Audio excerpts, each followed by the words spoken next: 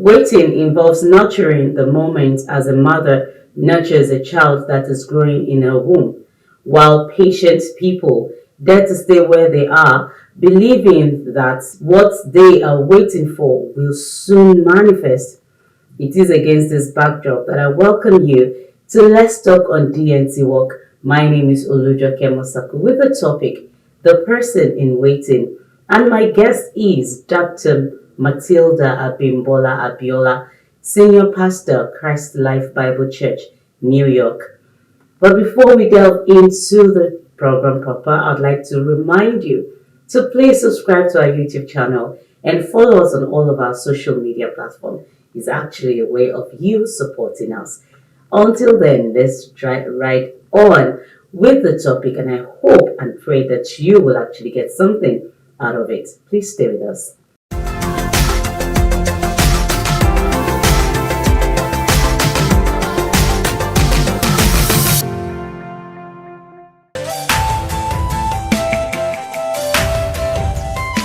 Thank you so much, Dr. Abiola, for coming on the show. Thank you for having me. Yes. Now, the topic is the person in waiting. How would you explain waiting as an everyday word? Well, thank you so much, Sister Joke, for having me. God bless you abundantly. To answer your question, I would put waiting, simply put, as a period of being put on hold. And humanly speaking, nobody likes, to be put on hold, or nobody likes to wait. There are times that, you can imagine people that are queuing, and all of a sudden they say, it's your turn, it's your turn, it's your turn, it's your turn. And when it's about getting to you, they're like, you stay here, wait. You want to be impatient, you don't want to do it. But let me go as a believer to one aspect that really touched me. And that is, to me, waiting period is a hard time. Waiting is hard work. Let me simply put it that way, that waiting is hard work. And a lot of people, when is a waiting period, what you do at the waiting period matters a lot. And I want to define waiting period for Christians that will be listening on TV as when God puts you on hold, or when God closes the door onto you. Humanly speaking, what you want to do is that you want to force the door open, or you want to force yourself out of being put on hold. But when God puts you on hold, it's a time to stay there until you see the salvation of the Lord. I'm saying it's a time to stand still until God opens the door. You remember in Genesis chapter 6, I believe, when there was flood and God put Noah and his people in the ark. If they had forced themselves, they will have entered into destruction too. But they waited until God opened the door for them. That's really a powerful one. Now, waiting comes with different aspects to it. Actually, it could either be a royal position or leadership position. But on the show today, we will be focusing on the spiritual, or if I would say religious in quote kind of way. So let's get right in and help us out with this particular issue. Well, there are so many aspects to waiting. Let me talk about people that are waiting even in leadership to get into royal position. I've come to realize that it is God that puts people on the throne. It's God that puts you in leadership. And if God is in charge of all these things and is the one orchestrating it, then the best thing is to wait on him until your wait is over. And another aspect I want to talk about, there are women that are waiting for the fruit of the womb. And personally, I can testify for years, close to 2 decades, I was believing God for the fruit of the womb. I waited. And I can tell you that I can testify to the faithfulness of God. It does not matter what you are passing through, God will come through. Or probably you are waiting on God for a husband. You know what? God will come through for you. And another thing is, what you do during the waiting period matters. But let me just jump in this way again. There are people that are even waiting to get into colleges, to get admission into universities. There are people waiting for a job. You went to school, you are believing God for a job, and it's not forthcoming. You want employment and it's not forthcoming. But I want to assure you, God has what it takes, you know what, to put you through. It has what it takes to open the door at the appointed time. Okay, so what are the now while you were talking actually, this popped into my mind and I would like to say it. How long especially can people wait, especially when it seems it's not going to happen? I feel that talking about how long will people wait, especially when it feels it's not going to happen. I'm somebody that believe it's not over until it is over. So I cannot, while I'm not going to put a time frame, I believe that what you do in your waiting period is what matters. And I want to say something here. Waiting period, many a times, God will come through. And I'm someone that believe that there's nothing God cannot do. What God cannot do does not exist. So God can do all things. God can do all things. It's a God of possibility. He can do all things. But there are times that what you are focusing on, your ways may not be the ways of God.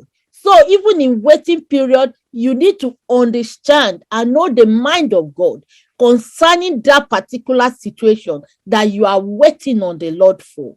For example, let me give this example that jumped to my mind. I've seen people believing God for a particular man as their spouse, and others will come and they keep saying, God has spoken to me, is this one, and I'm waiting on this one. And this man is going out with somebody else. This man is moving on with his life, and you are there rejecting all the suitable spouse, and at the end of it, the man will get married. And some people will carry it even into extreme. They will still be waiting after the man is married.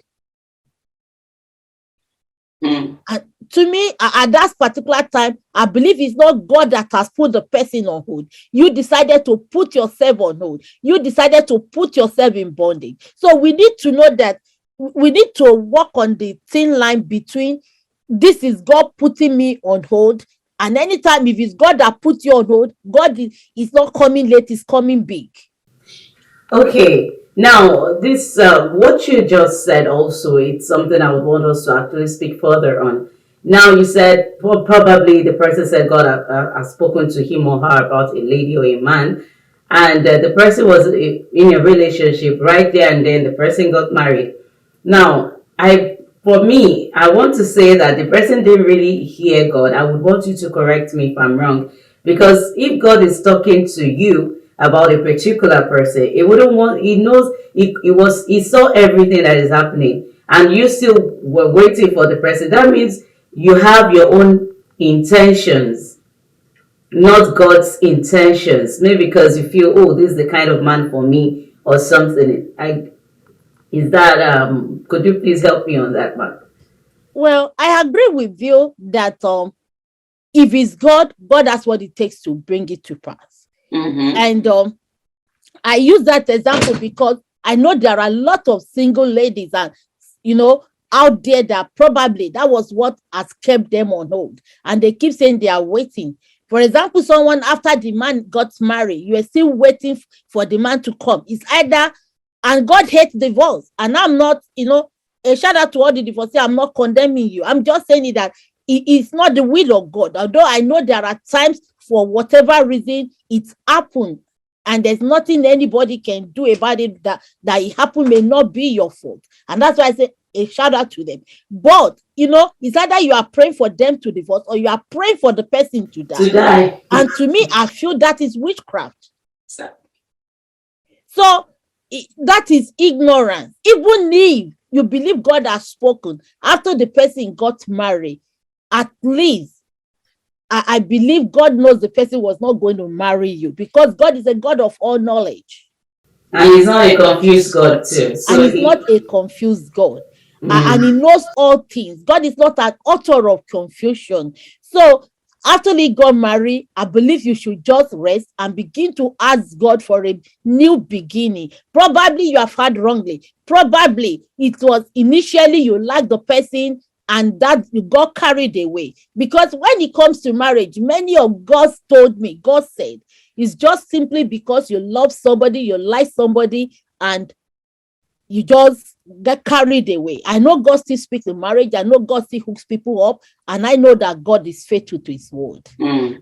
Let's quickly go on this break, and when we come back, we continue from there. Please stay with us.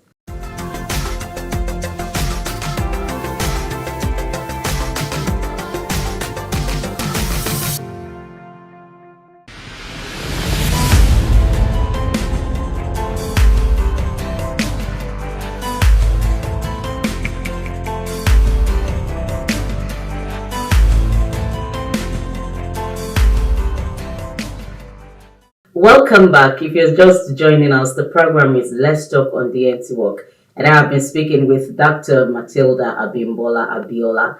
She is the senior pastor, Christ Life Bible Church, New York. And the topic has been the person in waiting. Before we went on that break, she gave us a scenario of somebody who says God told him or about a particular person, but right in front of of her or him, the person was in a relationship, and from that the person got married, and you're still waiting. Well, if we look at it, I feel that's foolishness on the person's part, but for the purpose of everyone that is actually watching, let's just go right in. Thank you so much, Dr. Abiola, for standing by. It's nice having you once again. Thank you.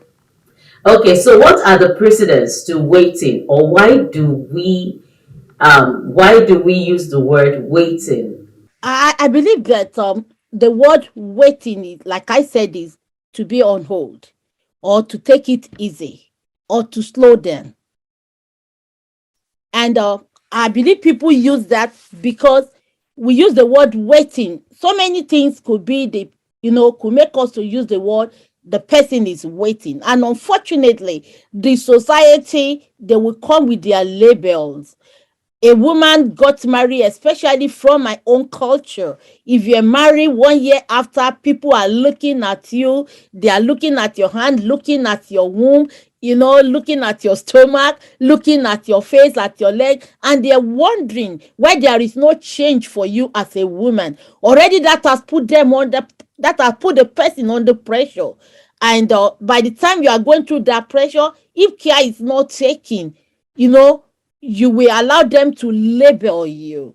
And when they label you, it becomes something that you begin to grumble, complain. But I believe that when that happens, that you feel things are happening for others and it's not happening for you as fast as you are thinking, or as fast as people are looking at you to be, or thinking that it should be. I believe it should be a time to go back to God and not to look at human being. Okay. So people can actually make one frustrated while waiting. Now, perhaps this person, because we've been speaking from the spiritual point of view, which is actually the focus, but I also want us to digress a little by looking at those who don't even believe, who don't even know that there is a God somewhere, or they're just living their life by precedence. People that don't believe that there is a God out there, I will start first of all and say that there is a God out there. But whatever you are passing through, I just want you to know that don't focus on your problem. Look at look at the end result. Don't focus on your problem. If you focus on your problem, then it becomes a label, becomes a problem. It's not a problem until you turn it into a problem. So if you learn not to focus on your problem, instead of focusing on your problem, look at the end result. Look at where you are going. Even if you believe that there is no God, there is no way you want to talk about waiting that you will not link it to God. Because I believe it's people that wait upon God that that God will come true for. When you learn to wait upon God, it will come true for you. So there's no way I want to talk about waiting for something that it will not come in, even when it's not spiritual, that I will not still talk about God. Even if you don't believe in God, there is a hand that controls the world, and there is somebody that you believe that rules and reign upon the world. So at that particular time, don't focus on your problem. Focus on what you believe. Focus on your God, the one that has the power and the ability to do all things. Thank you so much. Don't focus on your problems. Focus on God. Now, Very true. People are waiting for different things, two of which we actually have mentioned. And from the look of things, they seem to be a big deal, and which is either spouse getting married or having babies. There are other things that people could be waiting for: employment, admission. People could be at home for like 9, 10 years waiting to just get into school. Some could, so many things that is not really that pronounced. Maybe at that time, we might not even term it as a spiritual problem or a delay. Well, maybe delay, but it's not really pronounced as babies and spouse. Why are these two things a big deal, and how would you explain that? I believe these two things are big deal because of the societal influence. Already, like I said earlier, the society kind of label the people, and it depends on the culture where you are from. And not only that, every woman, there's this joy of carrying your own baby. There's this joy of having a baby. And in our own society, where, let me just relate with that a little bit where I came from before got in here. Back home in Nigeria, where I came from, your mother-in-law is looking for you to have your baby, to carry to carry her grandchild. Your own mom is looking to carry her own grandchild. And before you know it, you have friends getting married and having children after you, people around them, relations. And instead of them, to allow you to focus on issue even when you were not ready. I remember when we first got married, we were not ready to have children right away. We wanted to serve God, and we wanted to know each other. We wanted to, just to enjoy each other. But the pressure was so much, even at the end of 2 years, that we felt, hey, I think we should now begin to think about having children, and the kids were not coming. So I believe it's people, or when you see a woman. I remember I was saying it the first time, when I got graduated from college, and at the graduation party, one thing I noticed, people were asking me. So I was like, all my aunties, all their prayer was centered on God will give you a good husband. And I was like, what's the problem with them? And every guy that came for my graduation party was a people were looking at us. When we smile like this, I ask, is it this one? When we hold hand, they are saying, is it this one? When you sit down, or when they are talking. And I've been a Christian, but when I graduated, and so we were talking as Christian. We had fellowship. It wasn't a party, actually. It was just a fellowship and to pray. Incidentally, my husband was there, and all the guys, all the brothers that were there, people were asking, see this one, you see that one, you see that one. And I keep saying, they're just my brother from the church. So the pressure already, and I remember when I went to youth service and I came back again, it was like, so who is the suitor? Who is the guy? Who are you going out with? When is the date? And I'm like, how old am I? So it's about the society. And anytime any guy should visit me in my house and my aunties are there, I'm in trouble, because they will start asking me after. So is that the guy? Is that the guy? So already there's a pressure that makes people to feel by the time you are 24 and there's nobody, you start thinking, even if there's somebody and it's not really concrete, you start thinking and worried because of the pressure that people have put you into. But I want to tell you, don't allow them to put you under pressure, because pressure will lead to fear. And there's nothing good that can come out of fear. So it's only when you have faith and you believe that the plan of God for your life is going to come to pass.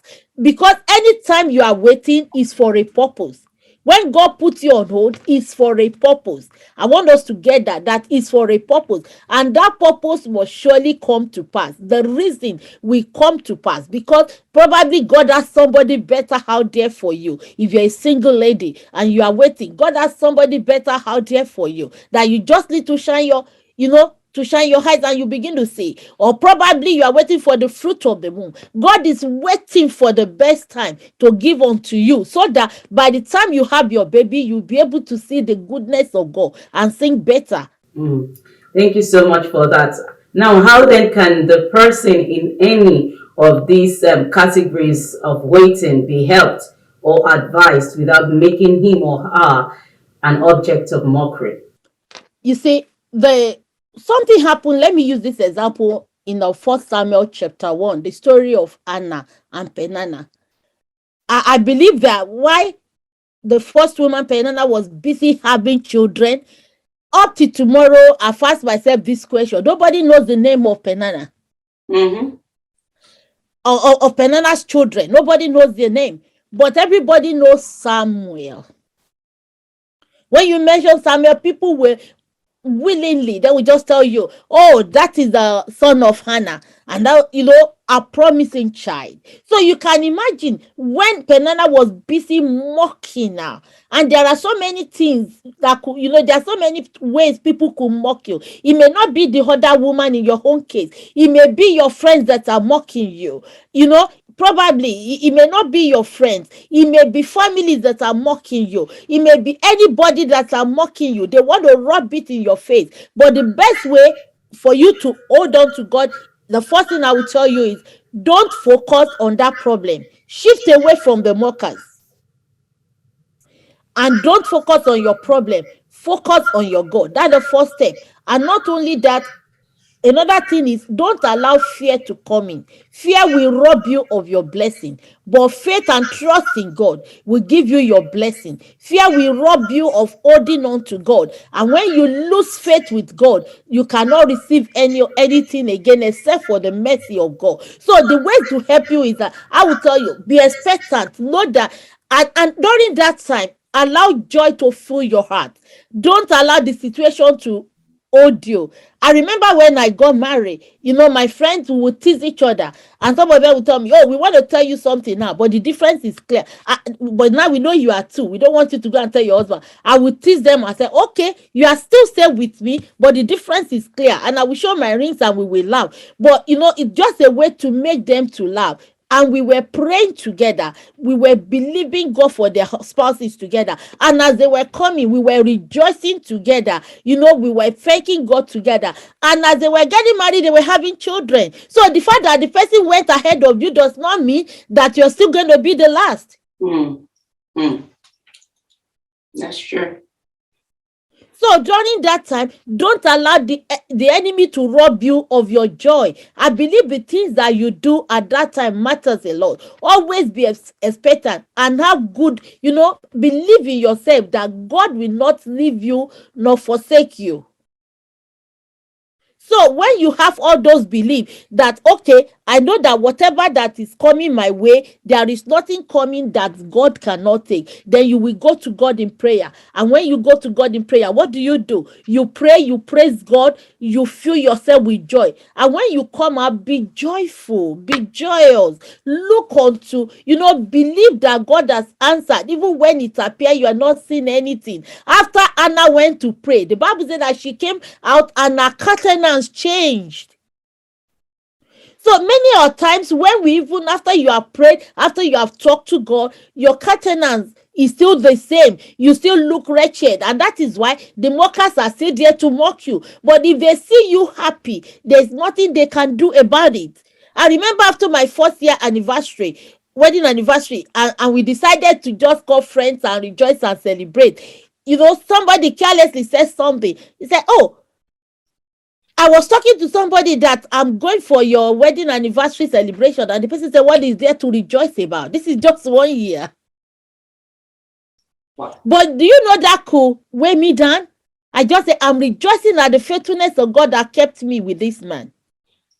So always find something to rejoice. And it was a time for us, for me and my husband, it was a time that we bonded. It was a time that we got close, and that have been, it's just my best friend, and we have been very close. And people that are waiting for husband or for a wife out there, I want to tell you something: marry your friend.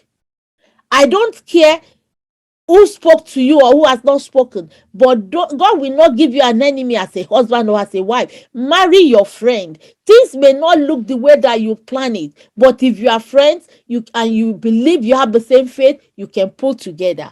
And then another way to help the people that are waiting for something is that look for people of like mind. many a times when you go around the people that don't believe in you, people that are mocking you, people that always mess you, people that makes you to feel dejected, to feel down, to feel sorry for yourself. You see, there are some professional mockers, there are some professional sympathizers, and there are some professional mockers out there. Don't go around them, and so that they will not make you to feel dejected, to feel sorry for yourself. Just surround yourself with people that can make you to be joyful, and always don't allow anybody to rob you of your joy. Hmm.